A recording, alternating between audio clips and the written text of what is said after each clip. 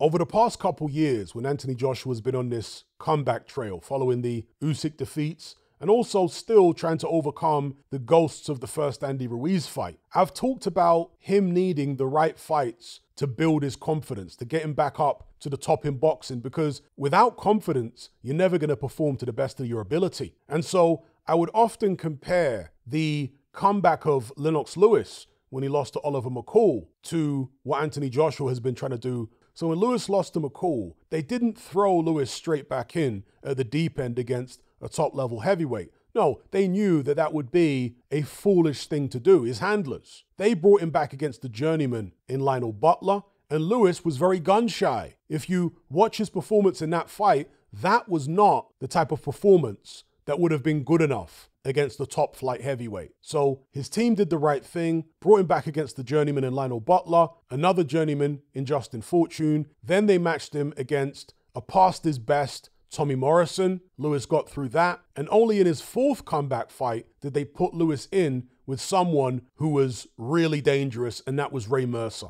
And Mercer himself wasn't in the greatest of condition, but he still had plenty left at that stage, and he gave Lewis a real good fight. In fact, Mercer was actually never the same after that fight because of some nerve damage that he suffered in his neck at the hands of Lennox Lewis. But still, it was Lewis's fourth comeback fight when they actually gave him a real test. And so with Anthony Joshua, I always felt as though they needed to do a similar job. Bring him back with incremental increases in the quality of opposition. I thought they could have picked better opponents at certain points in time, but overall, it's had the effect that they were looking for, which is to build AJ's confidence back up. And the past two fights in particular against Otto Wallin and Francis Ngannou have not only helped to build Anthony Joshua's confidence back up, but also to build public confidence in him, because they can compare his performances against Otto Wallin and Francis Ngannou to Tyson Fury's performances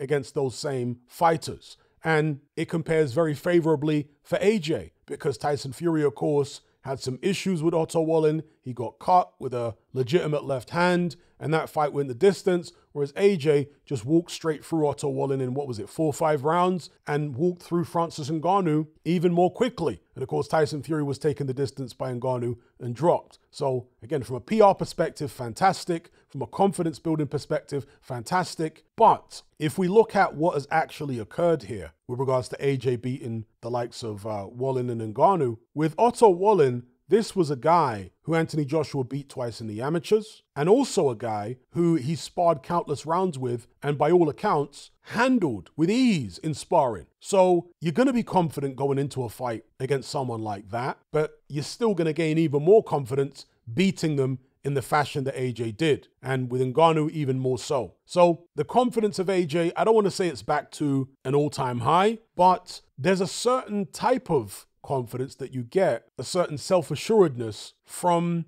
experience, going through trials and tribulations, bouncing back from adversity, being with different coaches, trying different things, seeing what works. He's now apparently gelled with Ben Davison. So this process is now bearing fruit with regards to bringing AJ back to the top of his game. And because AJ is physically well preserved, if they can continue building his confidence and getting his mind back to where it needs to be, it's very possible that AJ's peak, his prime, is yet to come. There are fighters who are late bloomers like that. Lennox Lewis didn't really peak until he was about AJ's age, around 34, 35. So the future at this stage looks relatively bright for Anthony Joshua. We'll see who he fights next, and I'll address that in a separate video. So let me know what you guys think about this process of confidence building that Anthony Joshua has undergone this past year or so. The fights they've picked for him and the necessity of doing what they've done. And also, of course, you've got the activity,